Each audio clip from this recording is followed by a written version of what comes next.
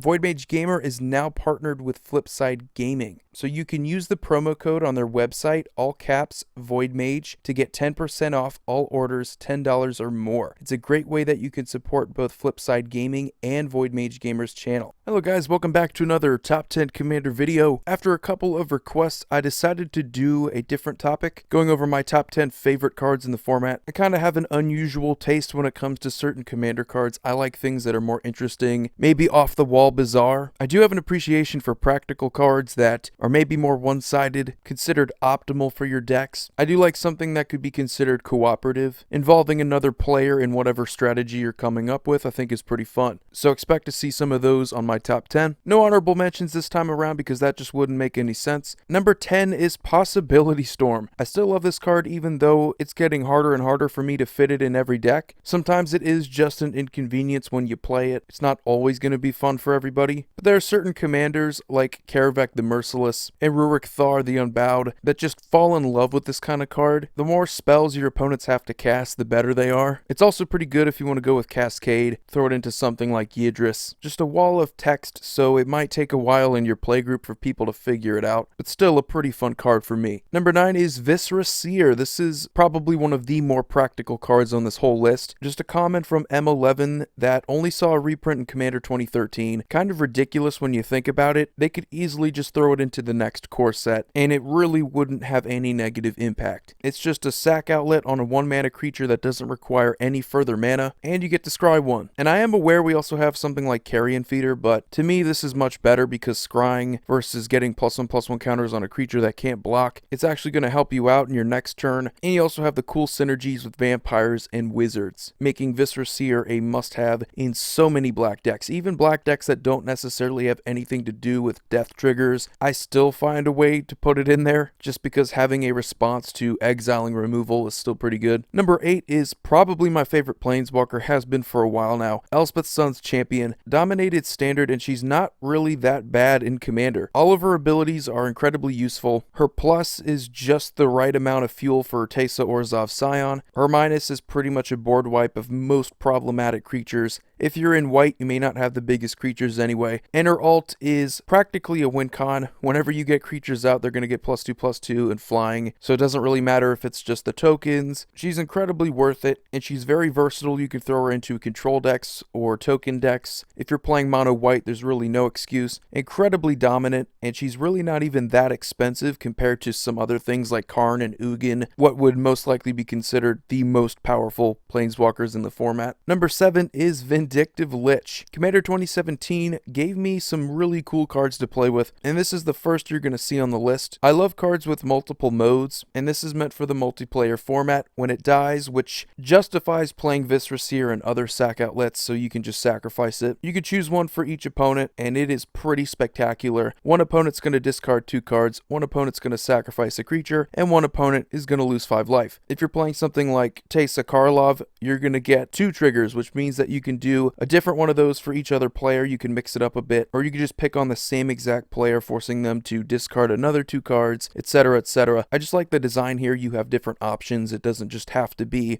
only one thing when it dies. You get multiple options. And as far as the aristocrat strategy goes, Vindictive Lich probably has to be a must play. I mean, a lot of those abilities is just too good to pass up. Number 6, we have, I believe, the only commander option on this list, but I don't just view him as a commander option. I think he's really good as one of the 99. Bruse, Tarl, Boorish, Herder. Now, one of the advantages to this guy is obviously you can pair him up with the other partner commanders from Commander 2016, and oh boy, do you have a ton of cool options. You could go with that Ikra Shadiki, make a 4-color life gain deck. You could go with Time to the Weaver if you want to focus on life gain as well, more of the combat strategies, and there's others as well. Anything that you can make good with Double Strike and Lifelink, it's kind of hard to really not do well when you can give whatever creature you want Double Strike and Lifelink, or you could focus on giving Bruse the Double Strike and Lifelink. So I'm not just going to view him as a Boros card, because most of the time he's not going to be in just a Boros deck for me. There's just a ton of synergies and other colors that you can fool around with, and that's really what makes him special. Number 5, we have Rite of Replication. If we're going to talk about some of the more crazy interactions on this list, look no further than this card. Whatever target creature, your opponent's, pay the kicker cost, which it's kind of a letdown if you just settle for the 4 mana. Pretty much a letdown if you don't do the kicker at all. And instead of just 1, you get 5 copies of the target creature, which is ridiculous with certain things like Reaper King, Omnath Locus of Rage, Vela the Nightclad. Whether it's about triggering on ETB or getting a death trigger, those creatures will see each other enter the battlefield, they'll see each other leave the battlefield because of the legendary rule, or even if you're not going to target a legendary creature with a cool death trigger or ETB trigger, it could just be any creature that is insane to have multiple copies of, and you're still spending that mana pretty well. It's worth the full 9 mana. When it comes to the more interesting side of blue that isn't just control and card draw into Laboratory Maniac, Rite of Replication just offers you a ton of possibilities, and that's probably the biggest reason why I like it. And number 4, we have the only green card on this list, and that is Skullwinder, a card that doesn't really see that much play, but in my opinion, I like it way more than Eternal Witness. It's the same amount of mana. Yes, you have to give an opponent back a card from their graveyard. If this is a problem for you, just target whoever has the least amount of cards. Low risk. But that's honestly not how you're supposed to play this, in my opinion. This is a team-up card.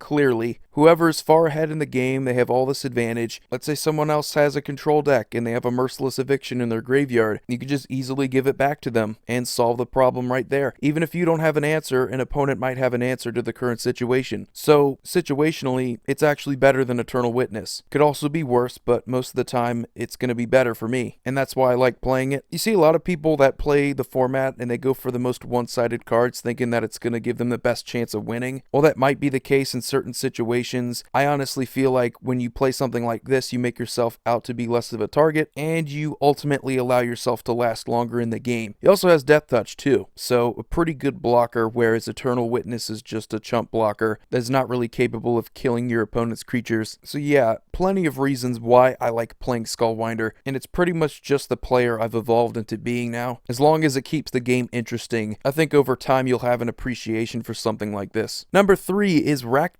Charm. Going back to the more practical side of Magic, this is incredibly versatile. It's instant speed, could be good removal if you want it, graveyard hate if you want it, or a possible win con if your opponents are making a massive token deck and they have an infinite combo that enables them to get a ton of tokens, or you just want to deal the final blow to everybody because their life totals are that low. Very good card, incredibly cheap for what it does, probably the best charm of the 2-color charms. And it's kind of funny because in Rakdos you usually just have creature removal. You have things like Dreadbore that could also hit planeswalkers, but when it comes to versatility, I don't always see this in Rakdos, so it remains as one of the best versatile cards that Rakdos has to offer. And you know you have a ton of people that enjoy playing Anguished Unmaking and Orzhov. It's incredibly good removal. It can hit pretty much whatever you want it to hit. That's why it sees play in other decks, not just in Orzhov, but 3, 4, or 5 color decks. That's kind of how I treat Rakdos Charm. I throw it into whatever deck I can play it in, and I just sit on it. It's in my hand. I'm able to respond to so many things. If I need a Bajuka Bog in the moment, I have it in a 2-mana instant, which you also have to consider. There aren't too many instants that are this cheap that deal with opponents' graveyards, while also being able to handle other problems as well. Very good card, incredibly underrated. And number 2, we're going to get really crazy here. My top 2 favorite cards in Commander are not what some people would consider competitive, but this is just a card that I don't see that many people play. And if you want to raise a little hell, Cruel Entertainment is the way to go. You're just going to pick 2 other players. You're rarely going to pick yourself. I mean, there's really no point in doing it. You're going to put yourself at a disadvantage. You want to pick 2 opponents that are going to feud with each other, and you can start a rivalry that way. One of my fondest memories of playing with this card was going to a Commander event and being able to recast this card from my graveyard, using a Snapcaster Mage, being able to play it all over again. It could be considered annoying, but it is called Cruel Entertainment. It's not supposed to be the nicest card. It's not a straight up Mindslaver. If it was, I'm almost certain more people would play it, and I think that's the turnoff for the card. But when you think about it, being able to give players control of each other's turns, you almost guarantee that their whole strategy could be dismantled, and they're just going to do it to each other. So yeah, it's 7 mana. It may not be the most practical thing you could play, but what I do appreciate more than anything is just having fun in Commander. It has allowed some pretty cool things to unfold.